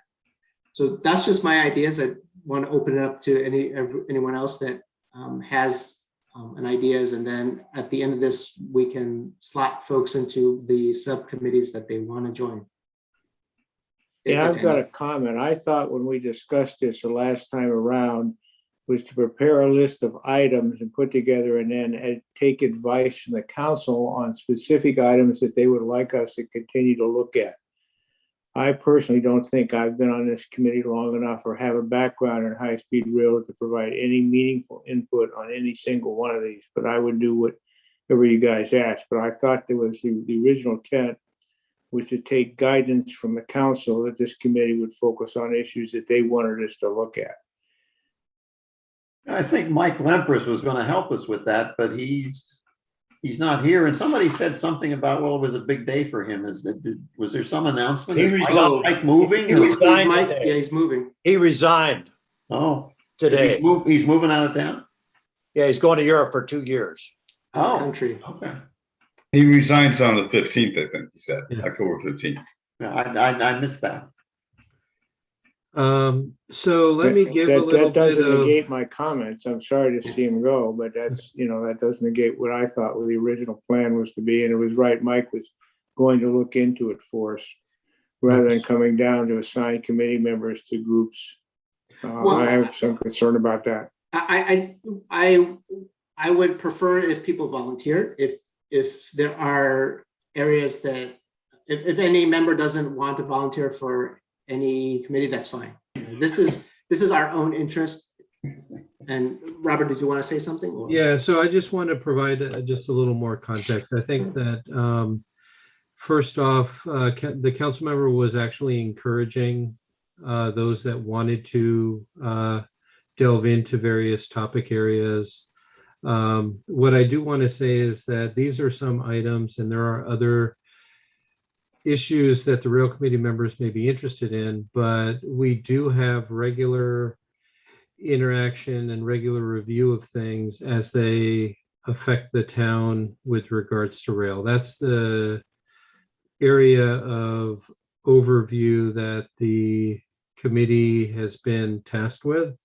And so we have regular update items with regards to Caltrain, high-speed rail, particularly when it gets to those larger documents, the business plan, the environmental impact reports. Those are things that we look at and ultimately make recommendations to council on how to respond to those documents when there is a public comment period. We are interested in looking at the expansion of the quiet zone following the improvements at Watkins. And so keeping abreast of what those requirements are is also an area that we are interested in. And I'll highlight one item that Narissa, when she was here, and I know Paul has some interest in as well, is the constant warning system and concerns about the operations as the frequency of trains increase, as well as the varying speeds of trains come rolling through town. And so understanding how that operates and where we can provide input and otherwise raise concerns, that's, you know, an additional area that we may be interested in keeping abreast of so that we can provide the council with appropriate recommendations and feedback. There may be other interest areas of the committee, but I think that, you know, the suggestion is that there are no real assignments. It's just a matter of, I personally don't have the time to attend 4-hour JPB meetings. And so neither do many of the council members either. And Since so this is a volunteer effort for them as well. I get information and share it as I can, and whether that is via the email blasts and the following posting of articles in the agenda, or other information, like, for example, with regards to the Caltrain update, there were links to the JPB agenda reports and other things that may be of interest that we need to keep track of. I do that. Paul in the past had provided some litigation updates, and it sounds like, Jim, you're keeping abreast of that as well. And so if there is interest by committee members to assist me or to keep track of items on your own, and you want to provide updates to the committee, I think that's what we are looking for. And it doesn't have to be this list. It can be whatever list you as a committee are interested in keeping track of. Yeah, the list was kind of Robert's and my ideas of what we think, well, what in the past this committee has looked at and what we think would be of interest. And John recently went to some of the governance meetings, so that's kind of what I'm thinking of, as well as something like the quiet zone, which was purely driven by this committee, not by the council members. If we waited for the council members to talk about quiet zone, we wouldn't have the quiet zone. And it's mostly because the council members are, you know, they're very busy too. They have a full plate of city matters to think about, so they can't be as expert on rail issues as we can, since, you know, we are a committee looking at that. And I'm happy to take any suggestions from them, but I think their general direction to us is look at ways to improve rail for the town and its citizens. And that doesn't mean we're confined to anything necessarily, but what we do in our research and we see, we can pass it to them to, if it requires some action on their part to make it happen, whether it means more staff time focus or working with our legislatures or something. You know, they sort of want to enable us to make those improvements. So that's how I see it, where we can provide that time and effort so that we can bring the focus and help them, you know, make things better for the town members. My view of this list is that the two items that I think have a significant effort on the town, and maybe one, well, the two I have in mind are the Dumbarton Rail, which nobody's paying a whole lot of attention to, but if that comes through, it's going to have, you know, so waiting tracks and things that come down almost to Fair Oaks Lane, or at least that was part of the original plan. And it does almost no good for us. I mean, it's for commuters from the East Bay to come over here in the morning and go to work, and the trains sit around and take them back home at night. Again, that was some of the original discussion. And the other is the quiet zone requirements. And Narissa knew more about that than anybody. I tried to get hold of Narissa, and I haven't been successful at reaching her. But I would be willing to spend a little time researching, paying attention to the quiet zone requirements. And I'll continue to go to the JPB meetings at least for a while. Okay, so John, we've got you for Caltrain and QZ. There probably won't be much on Dumbarton because Facebook basically said they're not going to fund anymore beyond this initial study. And it's going to be very expensive to rebuild the bridge, to rehabilitate the bay crossing. Yeah, Jim's shaking his head. Well, I'm just thinking, Facebook makes that much every month. Right? What's the problem anyway? But that's another discussion. People, they may not need as much office space as they thought they needed because of COVID. Yeah. And so they're like, why are we funding this anymore? So that's Facebook had a pretty rough day today, so maybe they're just being cranky. I'd be willing to help you out, John, on both Caltrain and the quiet zone stuff, because I do have an interest in those. I probably won't be able to attend as many of those meetings, the Caltrain meetings, but I've been reviewing their PowerPoints and attending their shorter meetings when I can, but definitely been following up on the QZ. All right, we have a volunteer from Paul on high-speed rail. Okay. And can you back that up just a Yeah, little bit, Paul? Jim, I'll join Paul on high-speed rail. Okay. What's the other one? Electrification. Is that electrification or the constant warning system? Higher. Litigation. Litigation. Okay. Litigation. Okay. So Yeah, I will volunteer to continue to keep you informed of litigation that I'm aware of as well. Okay. Is Mike Brady still in that game, Jim? Yes. And by the way, that hearing is coming up on the 25th. I don't actually have the link. It's when I get it, I will forward it to Robert for dissemination. It's something called, they don't use Zoom. They use something called Blue Jeans is the name of it. I've never heard of it. I don't know what it is, but when I find out, I'll let you know.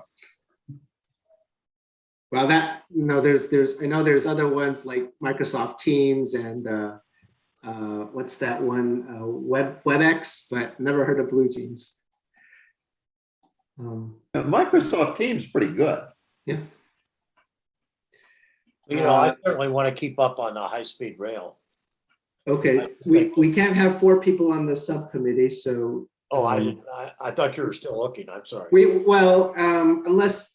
Jim, if you just want to take litigation. Well, we have two different, so we have Jim Jans on litigation. I have with Paul, and then Jim Massey and Paul on high-speed rail.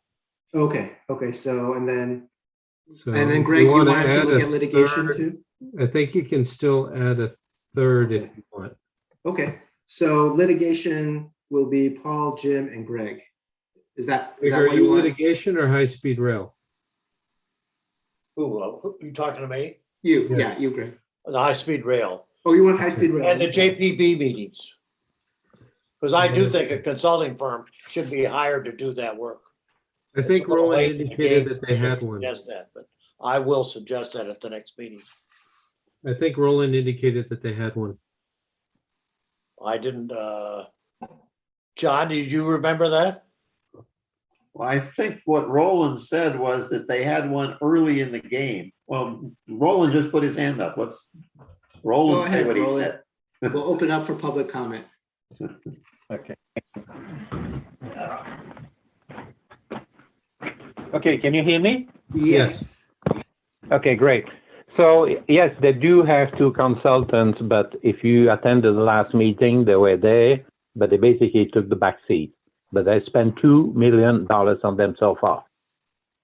Is But one the of them a problem- lawyer? Who were One they? of them what now? Who were they? A law firm. No. They are consultant. One of them, Okay. actually, the consultant came from Stanford. Okay. So Stanford is paying for this, and they put the Howard Permit. That's the guy's name. Howard, what? And that Howard Permit, I think it's PERMUT or PERMIT, something like that. But if you Google Howard Permit in Caltrain, you'll find him. The other consultant is Katie, spelled Katie Miller, Miller. So these are the two prime consultants who've been driving this from the beginning. The problem is that Sebastian Petty, Sam Trans, have been driving the show from the beginning. So obviously everything has been, SMCTD, yada, yada, yada. And that's why this thing got nowhere. But by the way, did you guys try to unmute me earlier? Or that was somebody else? Only Robert Okay. can unmute you. So No, it was Paul's having some microphone issues. Oh, we were asking Paul to unmute, but yeah. Okay, yeah, I'm so sorry. I was just wrapping up San Jose City Council. Okay, so I sent you all a note, the people who want to really, really get into the weeds on high-speed rail. The meeting that you want to attend is the Administration and Finance Committee every month. It's at 8:30 in the meeting, from 8:30 to 10 o'clock. They really get into the weeds. You're going to know where every construction package is going, where the funding is going on. They're basically living, right now they're living on cap and trade fumes. That's the bottom line, okay? Okay. Now, Robert asked about what's going on with constant warning time. Okay. Steve Heminger gave them specific direction to come back at the WIPLIP committee, WPLP, which is at 3 p.m. on the 27th. And he told them, I want you to get into the weeds on this one. Because they've been doing all this, in the back door with Jeff Davis and the ad hoc Yada committee. And that's how the entire electrification fell flat on its face. But I have been telling them for the last 2 years, you're going to be 2 years late and you're going to be $250 million over budget. And then guess what happened? I went, oh, oops, maybe he knows what he's talking about. Anyway, the Mountain Rail right now is a nation TB boondoggle. It's $3 billion. That's why Facebook said, look, guys, sorry, we're done with this. We built an identical tunnel. If you ever took the London to Paris line, when you go under the Thames, it's an identical tunnel. We built it in 18 months for $250 million. Okay? So the sooner, once we get Sam Trans out of the way, I think a lot is going to be happening with the Mountain Rail. But right now, they're still on the right of way. We probably going to have to take the right of way from them for something to happen to the Mountain Rail. Now, the last thing on the Mountain Rail, which is critical, is we need to have a transfer station at Redwood Junction or North Fair Oaks or whatever you want to call it. And with regard to the loop that John mentioned, that kind of loops back, that's not going to happen. The connection is going to be on the other side. So if you come in from San Francisco, you'll be able to go straight across, one seat ride. But if you're coming from the south, right now they want people to go all the way up to the new Redwood City downtown station that they're building, further north. Yeah, I mean, it's nearly in St. Carlos, to cry out loud. And then get on the train and loop back and go back the other way. That's not going to happen. There's another reason why we're getting a San Trans and fix that. And that's it. Thank you. Okay, thank you, Roland. So right now we have John and Alex in Caltrain and Quiet Zone, Greg, Paul, and Jim Massey in HSR, and then Paul and Greg for litigation. No, it's Paul and Jim. Paul and Jim for Jim Jans. Yeah. And then we're, okay. And then I have John and Alex on Quiet Zone as well. Yes, that's great. Are there any other areas that people want to volunteer for? Or is that it? Just want to make sure. I know we've got everyone, but just want to check if there's any other things that people want. If not, then I think we're at the end of this long meeting. Any committee or staff member comments? Joe, those two consultants that he mentioned, could he I guess, I can send you the names. yeah, why don't you send me the names and their firms if they have firms? Jim, you also had a comment? Yeah, I was just following up on the question there that Greg asked about the fellow that worked with Malcolm Dudley on changing the Prop A. It was Frank Pagliaro was his name. Oh, yeah. Pagliaro, Pagliaro, I think. He was mayor of Burlingame. Good for him, because he and Malcolm did all the work. Yeah, yep, they did. Well, what happened, very briefly, is there was the proposal for the transportation tax, it was Prop A or Prop 1A, I can't remember which one it was, but it was supposed to be split, I believe, 80-20 between highway roads and transit. And Malcolm thought that was too much for roads and not enough for transit. And maybe it was even worse, maybe it was 90-10. But anyway, he thought it should be 50-50. And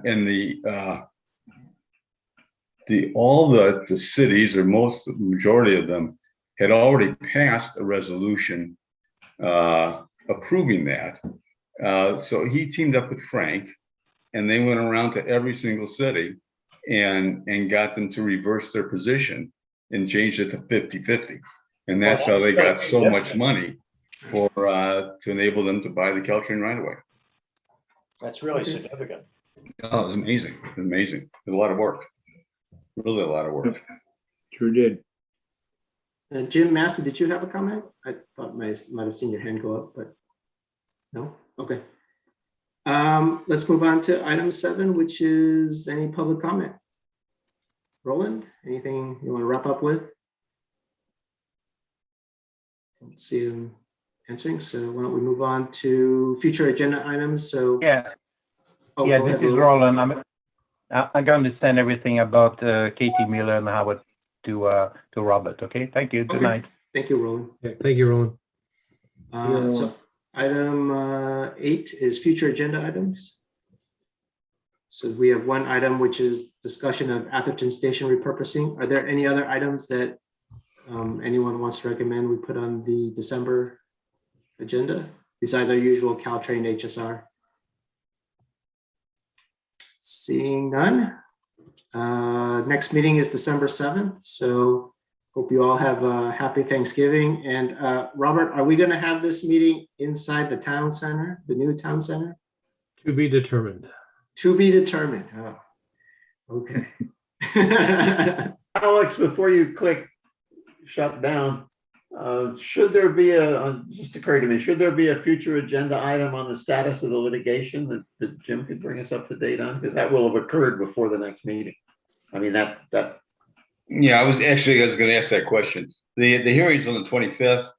I think you usually get the response in like 45 days or something like that. So, so let me be close. We'll see. Let me create this general rule that since we're all on these subcommittees, if there's a topic that the subcommittee feels that the rest of the committee should hear, ask Robert to put it on the agenda, and Robert and I will discuss and figure out how much time to allocate to that. So I think that would be the easiest. So we all do our own research, and then we figure out, okay, this is something that we should discuss with the rest of the committee, and then we'll just add it then. And then. So generally speaking, just for the rest of the committee's benefit, I work with the chair and the council liaison typically on the agenda. And so I will, based on whether it's input from subcommittee that has reports, or if there's anything special that's going on, I'll draft an agenda. I draft the minutes, I share it with the chair and the committee liaison. I get feedback. We have a meeting on the agenda. If there's things that get tweaked or whatever, we do that before we get it posted. So if there's an item from a subcommittee, if there's something important, I'm going to say, or a general update or other things that you want to share, just let me know, and I can put it in that draft agenda package. Well, John, don't you think the next meeting, we should cover the meeting on October 22nd with the JPB? I'll be happy to report on that. Yes. Robert, are we likely to get a new council liaison quickly, or will that sort of happen when they get a new council member? That'll be at their discretion. They're gonna have to figure out as a council how they want to deal with the vacancy. Because I think it's pretty good for us Yeah. to have a liaison member at the meetings. I think Mike was helpful. I agree. I think there is actually an alternate. And so I think that what's gonna happen likely is that alternate will move up to being the regular liaison, but Okay. I'll need to coordinate to make sure that that happens. The alternate is Hawkins Manulian. Is that Yes. correct? That's correct. The Diana Hawkins Manulian. She's the newest council member. We can educate her all about Malcolm in December. Well, we should probably, I mean, she's the newest council member. I don't know how much she knows about trains and transportation or how interested she's been in it, but maybe, Robert, I'm sure you don't have enough to do these days, we put a little package together to kind of give her some background stuff. Well, like I said, we'll work on confirming that. And I think that what's going to happen is before the next meeting, we'll have confirmation on whether she's going to be the liaison or if there's an alternate that'll be assigned. Yeah. And they might have to juggle things around if one council member gets too many of Mike's old assignments. We'll see. Okay, with that, do I have a motion to? So moved. Second? Do I hear a second? No. Already? Oh, Jim. Have a Jim and hand Jim. up by Okay. Jim Jens. All in favor? Aye. All right, it's unanimous. Okay, see Okay, you guys all in thank you. Good December. night. Hey, thank Good you all. job, Alex. Good job, Robert. Good job. Yep. Good night, guys.